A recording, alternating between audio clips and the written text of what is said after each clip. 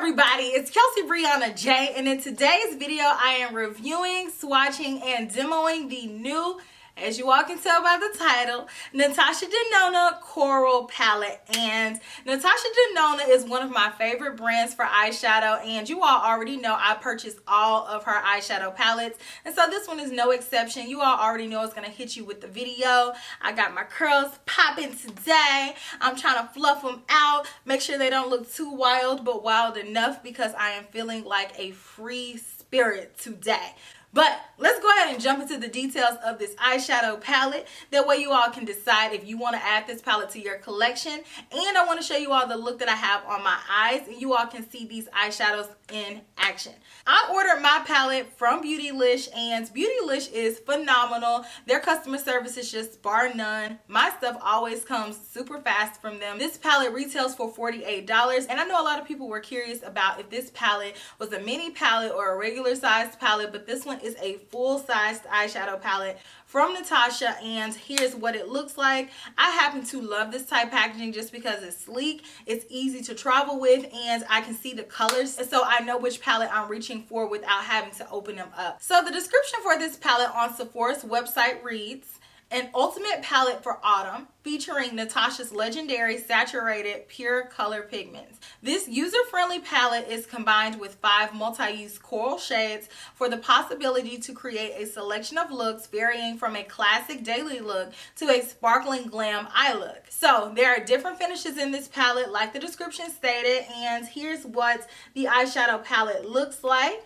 So in the palette there are 2 matte eyeshadows which are in the creamy matte formula, and you all can tell right off the bat which ones are the matte ones. They don't have any shimmer. And there's 1 duochrome shade in here, and you can use that wet or dry, but it does have the chunks of glitter. There are 2 metallics in this palette, and the metallics have that nice sheen to them. So they don't have glitter in them, but they are very reflective. So that's what comprises this palette. I think that this palette is more geared towards the autumn, like the description said, because some of these colors remind you of the leaves changing in the fall, right? So I did my entire eye look using this palette. I used every single color on my eyes, and I'm going to walk you through that step by step. But before I jump into that, I do want to go ahead and insert the swatches of this palette.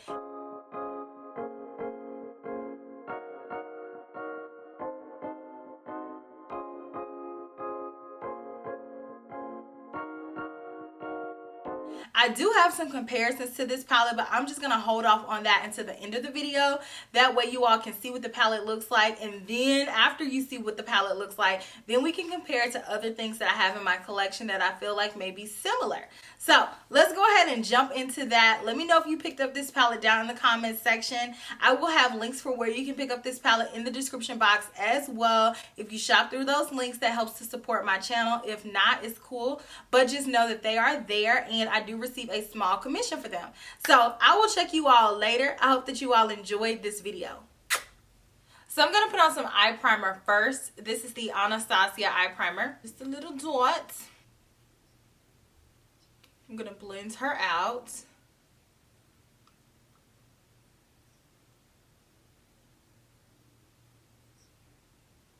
So I'm first going to go in with the color Lyria. Let's take her in my crease, and right above my crease, this is going to be my transition color, and I'm just going to buff this out. Back and forth. It's pretty pigmented. It's giving me a nice smooth blend, and I'm not having to layer it too much. It's giving me the color that I want right out of the gate. Just going to go over it one more time just to build up that intensity though. Same brush, and I'm going to pick up the color Dakota. I am going to take this color on my outer corner and deposit that color in a buffing motion. I'm not really moving the brush. I am just depositing that color, and then take whatever's left over and then begin to diffuse it up into the crease and then blend it over. Next, I'm going to go in with the color Abalone. I am going to pop that on the inner corner. I am just going to take my time and build up that color. I'm going to go in with this same color on the lower inner corner as well and connect it to the top. So I really like that color, but it is more sheer, so you do have to take your time and build it up to get it to be this opaque, but it does intensify if you continue to pack it on. I got a little bit of fallout with this color, but not a whole lot. So I wiped off my same brush, and I'm going to pick up another color. I'm going to go in with the color Kai and take that color, tap off the brush, make sure we get all the excess products off. So I am just going to take my time and pat this color on next to the color Abalone, and I want to make sure that these two colors just really fuse into one another. There are no lines of demarcation. The color Abalone is more glittery and the color Kai is more of a shimmer, so they still are going to blend into each other, but you just want to make sure that there's no harsh lines from where the glitter shade is to the shimmer shade. So then I'm going to take this over, blend it over, and then I'm going to go back in with a little bit more and pack it on just to make sure that it's fully opaque.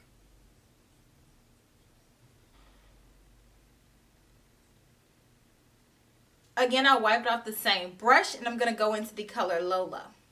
And tap that on the lid. Make sure to blend it next to this color and the outer corner color. This color is very pigmented, so you don't need a lot. It's giving me a lot with just a little bit. Because my outer corner color got a little bit lost, I'm going to go back in with that color just to re-intensify it. So just a little bit more. Make sure that it is still there. And then blend it up. And I'm going to go in with Dakota on the rest of the lower lash line. Making sure to connect it to the top and drag it around. I'm going to take a little bit more of Lyrica and buff it out on the edge. I'm going to do my liner and lashes and I'll be right back. So here's my final look using the Coral palette, and if you're interested in any of my makeup details, they will be all in the description box, so definitely check there. But let's jump into the palette and I'll tell you what I think about it. I like this palette. I feel like it's pretty. I was able to do a pretty look. The only color that I had to spend a lot of time building up was this middle shade right here. It's not even that it was a bad shade, it just was a sheer shade. So if you're looking for something super pigmented with this color, you're not really gonna find it. But I do like the color. You can build it up, and if you use a glitter glue or if you use some sort of additional adhesive or a spray, I'm sure you can build up that intensity a lot faster. But other than that, all of the shades in this palette were very smooth, very pigmented. I got a really pretty look from it. So all in all, I feel like this palette was really well made, very well formulated. All of the colors are super smooth. This color down here, I literally dipped my brush into it and it just gave me a lot of pigmentation, and it was super smooth. I barely got any fallout. The only color that I did get fallout with was Abilene, but if you like these type colors, then this palette is very well formulated. So let's talk about the downside to this palette. I feel like the main limiting factor of this palette is that there's not a lot of variety in the amount of looks that you'll be able to do using it. I feel like you'll be able to do 2, maybe 3 different looks, and that's even a stretch. Overall, you're still going to get the same type of look just because the colors are very similar. I think the color story is cohesive, but there's not a lot of variety here. I know that there are 5 different colors, but I've seen it done before where you can have 5 different colors and you can switch it up and do different looks. I feel like for the most part, you're going to get the same look. You may be able to switch a color or so out on the lid, but overall, it's still going to look like the same palette. So there's not a lot of variety here. Also, I feel like this palette is a bit repetitive in Natasha Denona's wardrobe of eyeshadow palettes. I feel like she's given us these colors several times before in different palettes. If you have the majority of Natasha Denona palettes, then you can pull out the shades and do this exact look without having to buy this. And namely, the closest palette in Natasha Denona's line that's going to give you this same exact type color scheme, it's the Sunrise palette. And if you already have the Sunrise palette, in my opinion, I don't think you need the Coral palette. I think the colors aren't dupes for one another. And I did do swatches, which I will insert in a second.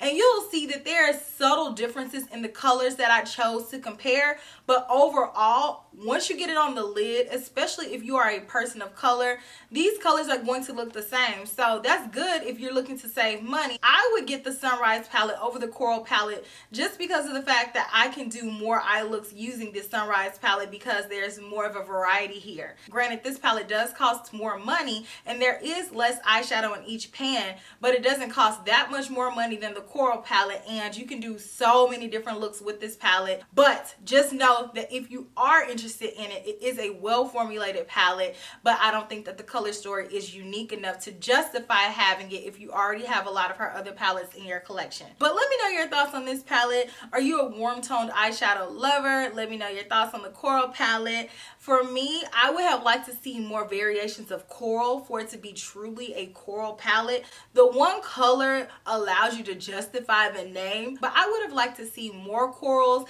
and less orangey coppery colors for it to truly be a coral palette in my opinion. So I look forward to reading you all's comments, and I will check you all in my very next video, which will be super soon. Smooches.